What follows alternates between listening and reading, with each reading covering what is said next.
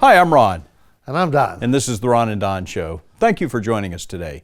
Today's the third in a three-part series on warm weather. In part one, we took a look at rain and flooding. Part two was tornadoes. And what combines that with strong winds and is the strongest atmospheric storm we can get? I believe that would be called a hurricane or a typhoon, depending on what part of the country or world you're in. Exactly. And considering that some of us have had restaurants out in the Caribbean and in Hawaii, it's not just a southeast coast and eastern coast type of situation. Some of us have restaurants in Central America. It covers the whole Caribbean region. These storms that we have to put up with, including the typhoons out in the west if you're international, they get kind of exciting. And that's generally given lots of ample notice in advance, which is good for us to get ready, and it's also bad because operations has all these people out boarding up and getting ready for a potential storm, and they're not taking time to cook, so they'll come in and eat.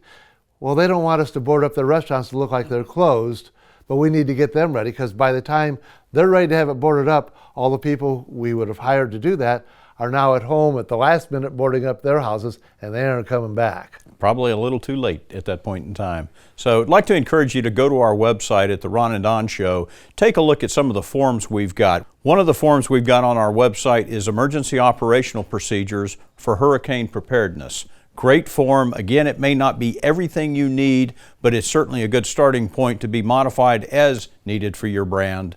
Other forms on the website include a list of safety steps that one should consider in preparing for a hurricane. Other forms would include post-storm forms to help in recovery. I know we've got one for flooding, we've got one for wind damage. There's a number of forms out there for that. And then another form we've got is what do you do in the event of loss of power? How do you deal with that? What should you know about the equipment in the restaurant? What do you shut down? What do you leave on? Well, when you have an approaching storm, you got to watch out for its path. You can be out of the actual storm when it comes ashore or coming in, and if you're on the wrong side of the storm, you're going to have high winds and troubles, and on the other side you're going to have potential heavy rains and tornadoes. So being hit by the hurricane is not the only problem. If the storm veers away, it can come back. So wait until it has gone at least 250 miles out of direction from you and going a different direction before you say, hey, it's not coming our way.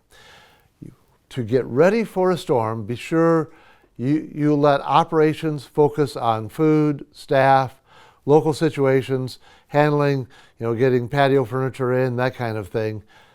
You as a facilities manager should contract for the boarding up of the building, getting the roof drains cleaned, oftentimes that's the same people, and securing any panels and signage that could blow loose. Now, when the boarding up process, make sure your contractor buys a cheap rechargeable drill, charges it thoroughly, gives you the right bit to put on it. So after the storm is gone, the restaurant doesn't have to wait for them to come back to take the boards down. They can take them down right away, and if they're ready to open up, they can open up and get that business right afterwards because everybody's going to be out wandering around to look at the damage, and they're going to be looking for someplace that's open. So by leaving a drill, $30 drill at every location that's already pre-charged and ready to go, the staff can get the boards off the window and say, hey, come on in. Speaking of fully charged batteries, make sure your cell phone batteries are as charged as you can possibly get them before that storm comes in and everybody loses power. Probably a good idea too. Everybody says it, but I'm not sure everybody does it. Fill that gas tank up. There's nothing worse than not having gas available. Emergency transportation is probably something you should consider too if your vehicle is flooded and you do not have a way of moving around. Now, depending on the category that the storm is, if it's a category 1 storm that comes in, it might damage your sign a little bit, knock over some branches and maybe even a tree or two, mess up your building a little bit, but it's not going to do a whole lot of damage. It's just 75-mile-an-hour winds. A category 5 storm comes in, you're going to be rebuilding the whole community. It's going to wipe out buildings right down to the slab. So the stronger the storm, the more opportunity you're going to have to clean up afterwards.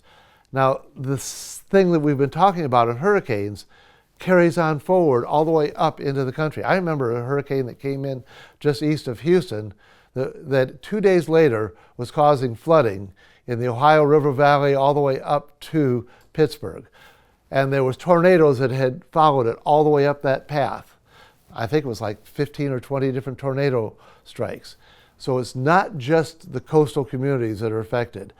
The heavy downpours and tornadoes can affect anywhere inland.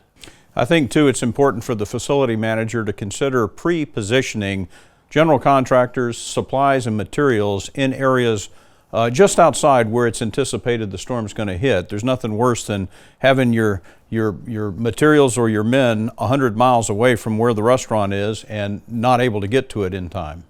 Now the other thing is, just be aware, you're going to have a letter that has been generated by you, given to that contractor so they can get by the security corridors in those communities that have been hit. Second, it has happened to us in the past where a truckload of generators got commandeered by the local officials because they thought that the hospitals should have it rather than our walk-in freezers. They're probably right. But some of the things coming into the space, they may see and choose to redirect, and you can't do a thing about it. But you still send it in, because if it gets through, you're going to need it, and you're going to be of a lot more benefit to the community, serving the first responders, serving all the people that are trying to clean it up, and serving the people who have lost homes or can't cook in their homes. And you're going to have a lot of paying guests as well if you can get open. One more time, please pop into our website and take a look at the emergency preparedness forms and some of the other forms that are out there. Could be very helpful. I'm Ron. I'm Don. Thanks for joining us today. Please subscribe.